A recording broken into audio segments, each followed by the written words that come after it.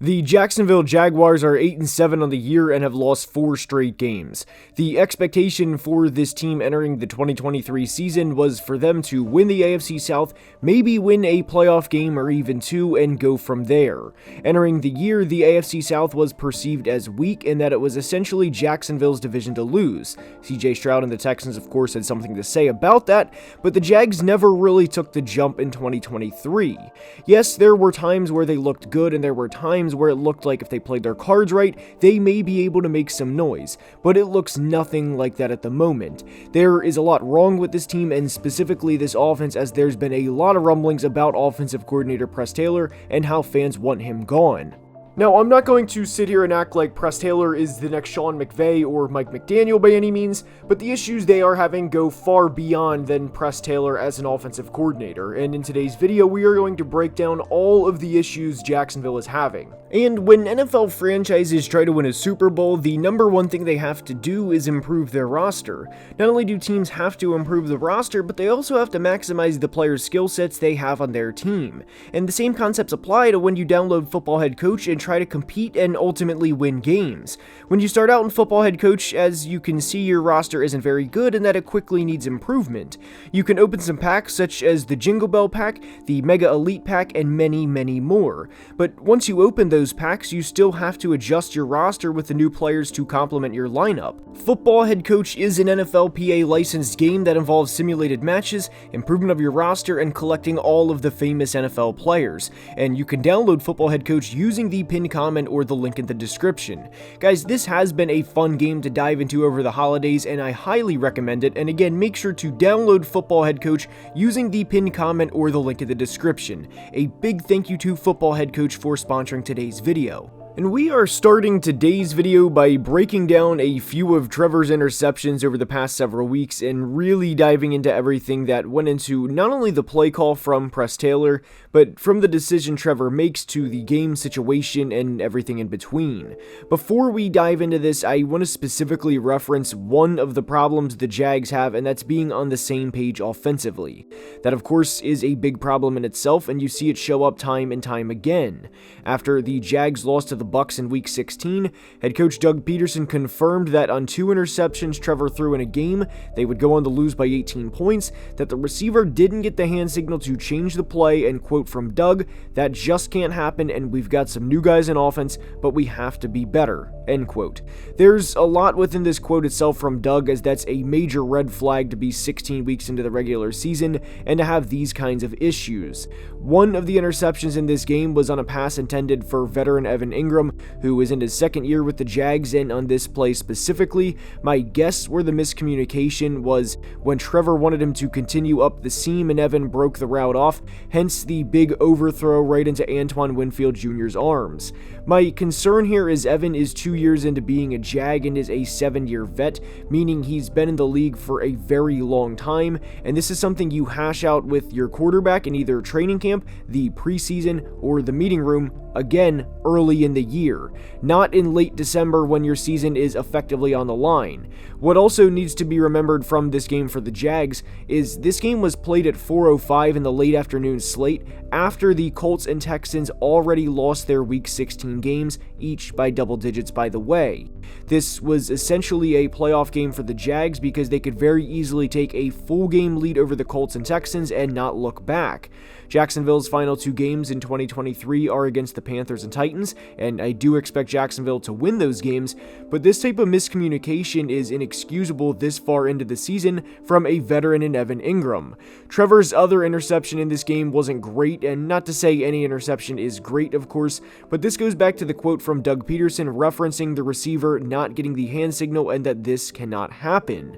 The pass was intended for Parker Washington, who runs a deep curl, but he runs the route really wide, and this is where it's ugly for the Jags because it's not strictly Press Taylor.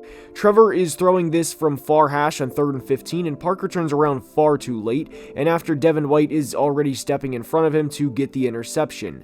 but it's not just that. There's going to be miscommunications at times, and that is what it is. No team ever plays a perfect game. But one thing that frustrates me with Trevor, and this even dates back to his rookie year, is there's times where Trevor gets locked into a target as soon as the ball snaps and predetermines where he's going before the ball is snapped. This was one of those times. Tampa is coming out in a double mug look, and for all of the shit the Jags offensive line gets, rightfully so at times, they did a good job here and gave Trevor a nice clean pocket. But as soon as the ball is snapped, Trevor doesn't take his eyes off of Parker, and what Devin White does is read his eyes and simply drift to where Trevor's eyes are looking. And what do you know? Trevor throws to where he was looking and the ball goes right into Devin White's arms.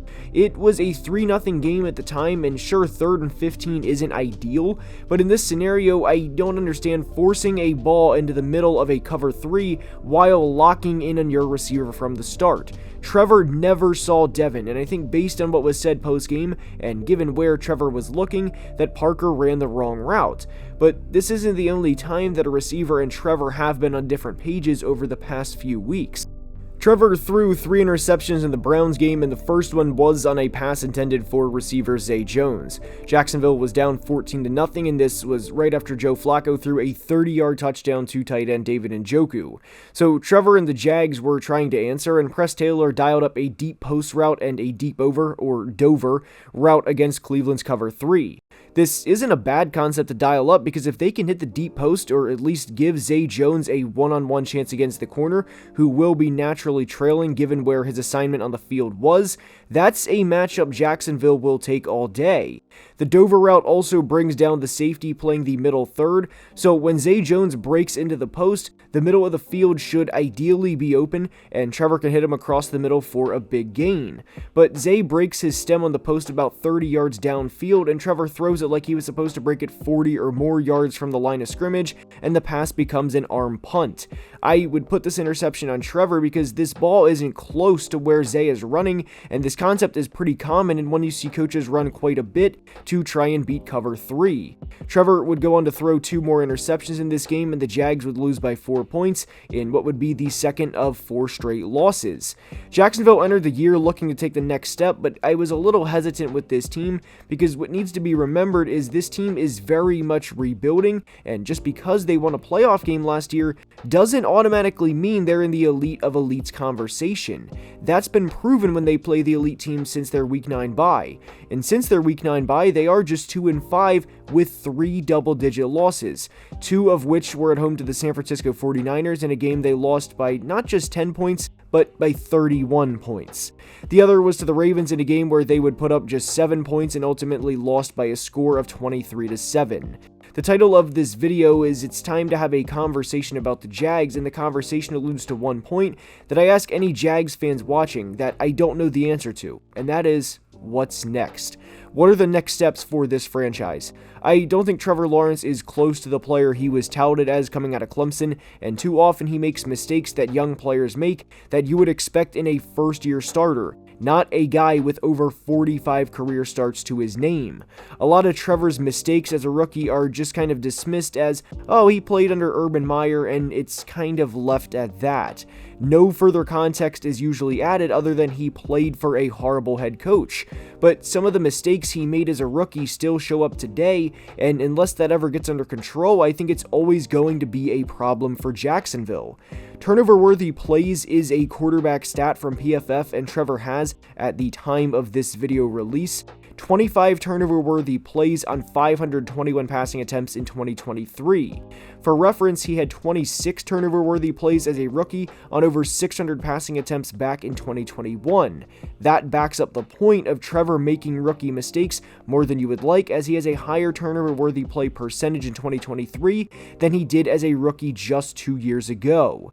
15 of Trevor's 25 turnover-worthy plays have come while he was under pressure, which also leads the league. or is tied for leading the league. Now, if you were wondering which other quarterbacks have 15 turnover-worthy plays while under pressure in 2023, it's 3 guys by the names of Gardner Minshew, Josh Dobbs, and Sam Howell.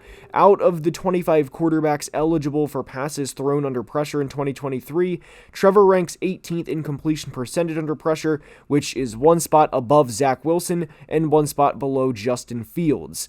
We can say all the good things we want with Trevor and point to games like he had against Buffalo where he made a big throw late in the game to propel the Jags to a win, but one thing I find startling for Trevor is he has a singular passing touchdown more than Kirk Cousins, who played his last game on October 29th. 1. I have my concerns with Trevor as he is not good under pressure, and that's been shown time and time again at the NFL level, but this is my concern with the Jags. What do you do moving forward? I know the situation he's in isn't perfect, but it's almost never going to be a perfect situation for any quarterback. One point that's not brought up with Press Taylor being the offensive coordinator and with how much displeasure the Jags fan base has with him is, how does Doug Peterson feel about him? Is he fine with underachieving relative to the talent they have on this roster? Is he fine with averaging the second fewest yards per carry out of any team in the entire NFL, despite continuously trying to run the football? Since their Week 9 bye, the Jags have ran for over 100 yards as a team just once, which was against the Titans, in a game they were up 20 points midway through the third quarter, meaning in a game where runs were predominantly going to be called for nearly an entire half of a game. The Jags, to me, are a perfect example of a team that's going to run into problems the way teams in the AFC will for the next several years. They've done a lot of things right over the past few years from a rebuilding aspect, and I don't want that to be taken away from them. I don't want this video to come across as me shitting on the Jags for well over 10 minutes. But aside from the Buffalo game this year, how many games have they won that they shouldn't have, or what was an impressive win? I know the initial answer will be at Houston, and it was. But to counter that point, that was also after Houston came in and punched this team in the mouth in their stadium by 20 points back in Week 3. To be completely honest, I would be shocked if the Jags don't finish the year 10-7 with wins over the Panthers and Titans, but after that and ultimately when they get to the postseason is where I worry about this team a lot. They gave up over 350 yards to Jake Browning in the Monday night game Jacksonville should have never lost, and the following week they would proceed to give up over 300 yards and 3 touchdowns to a 38-year-old Joe Flacco, ultimately in a game where they would give up 31 points and lose. A rebuild isn't the right word for this team, but where they are is not an ideal situation to be in. They need receivers, they need offensive line help, they need help from a play calling standpoint, which I think is a big problem in itself, and because they will probably win the division, the earliest they're going to choose in a lot of rounds is in the early 20s. The Jags have done a lot to try and bring in weapons for quarterback Trevor Lawrence to work with, but in order for this team to take another step and to truly contend in the AFC, because I don't think this team is truly contending at the moment, I really think they almost have to draft a receiver in round 1 in 2024, or if the value is there, then offensive line. I like running back Travis Etienne and think he is a really good running back, but would you be surprised to find out he's not close to averaging 4 yards per carry? He's averaging just 3.6 yards per carry on the entire season, which is a steep fall off from where he was in 2022, as he averaged 5.1 yards per carry last year. It's easy to say for the Jags' offseason goals that they need to address the offensive line, as Trevor is also tied for being the 9th most sacked quarterback in 2023, but there's a reason a lot of teams struggle to improve their offensive lines. Good offensive linemen do not hit free agency because of how rare they are to come by, which puts Jacksonville in another predicament. It's easy to look at what the Texans did last offseason and say how a team can completely turn around in one offseason, but pertaining to the Jags and where they are, I think it is harder to take the next step from good to great than it is to go from very bad to good. The room for error is much less, and it only emphasizes just how much you have to hit on your draft picks. And I don't envy the spot Doug Peterson and GM Trent Baalke are going to be in this offseason. I hope you enjoyed today's video, and if you did, please like and subscribe, as only about 34% of people watching are subscribed, and it helps the channel tremendously. Until next time, please be safe and have a great day. Love you guys.